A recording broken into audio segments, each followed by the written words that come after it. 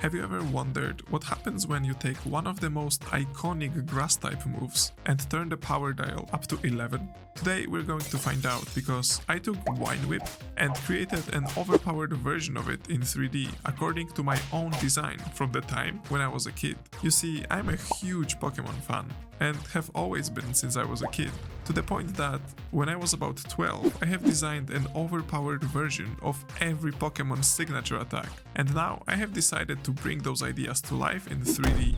And to see what they're worth, I have put them on the biggest Pokemon community on Reddit to see what the actual experts in the matter have to say about it. Because I figured that, since this channel is all about 3D, and Pokemon games are one of my favorite game series of all time, it's time to pay my tribute for all the time that I have spent with what I consider the golden age of Pokemon games. So if you like what you see, you know what to do not to miss the future videos.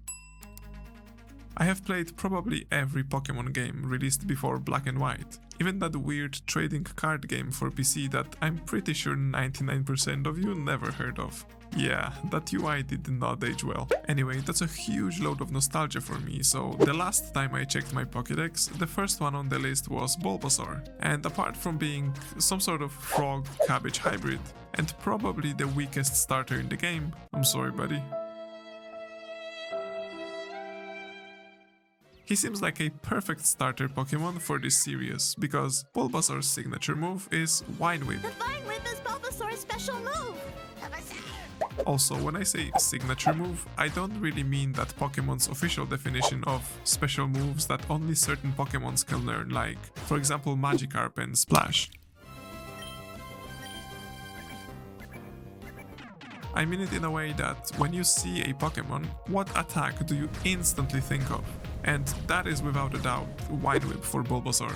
And even though I thought it's an obvious decision, I've had some people actually saying that it should be Razor Leaf. Razor Leaf, now! And at this point, I'm not really sure if I'm the one being delusional, but I would love to hear your opinion on it. Which attack comes to your mind when you see Bulbasaur?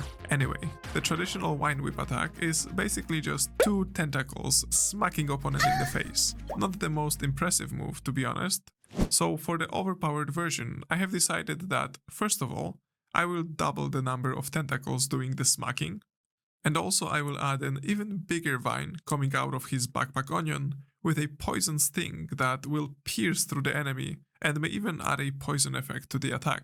I will also try to animate the attack sequence to have a nice visualization of the idea. So with a clear design in mind, I went about and got myself a beautiful model that's probably been ripped from some Nintendo game. And after importing it into Blender, I've realized that I have no idea how to do animation.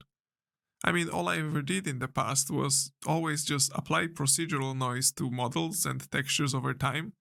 And now I have those four, things, and I gotta make them wiggle somehow.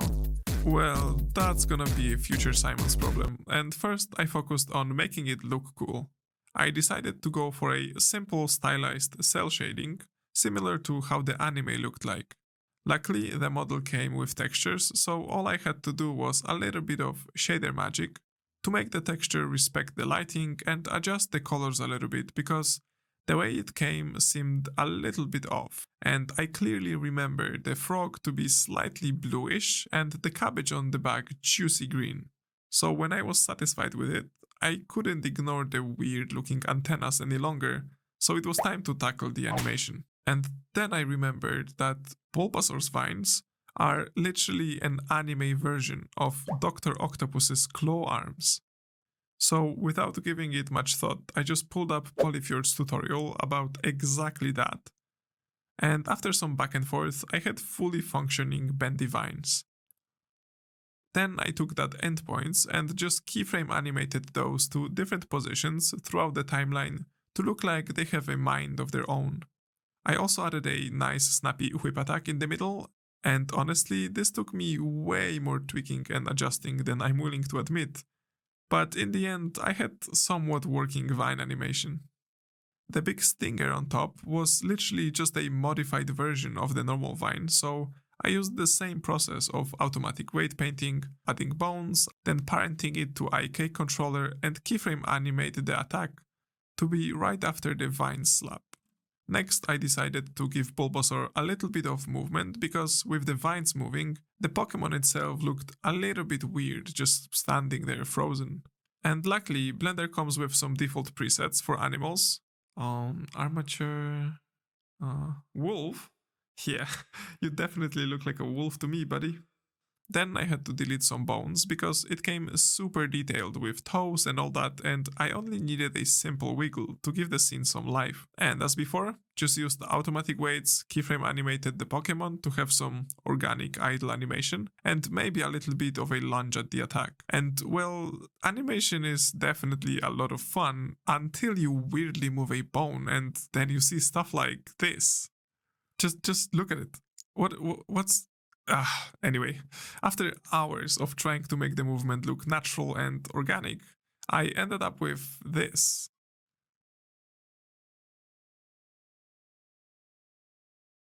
Then it was time to set the scene a little bit for the presentation purposes, so I just decided to go for the similar setup as in the Pokemon games, where the Pokemon stays on a little platform representing its type. And since Bulbasaur is grass type, I hope that comes without any discussion this time, I did just that.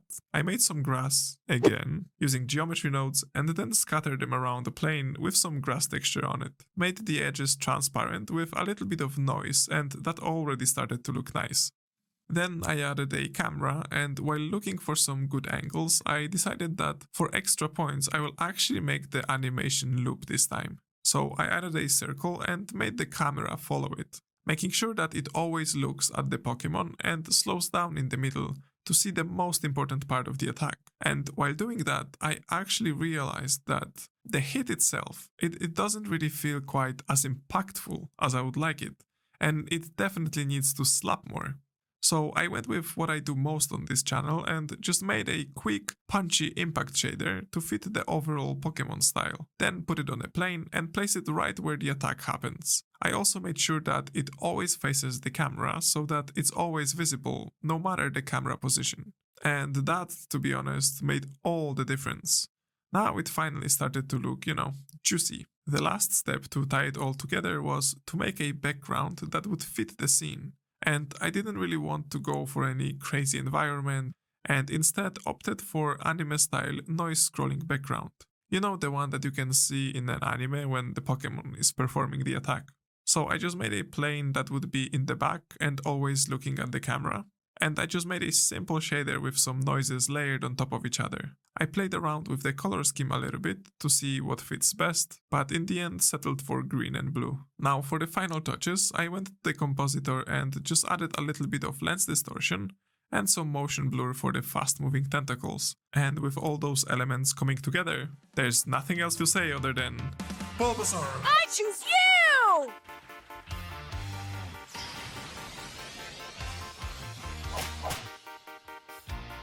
So if you feel like you have a great idea for an overpowered Pokemon attack, or if you would like to see more of 12-year-old me ideas coming to life, you know what to do.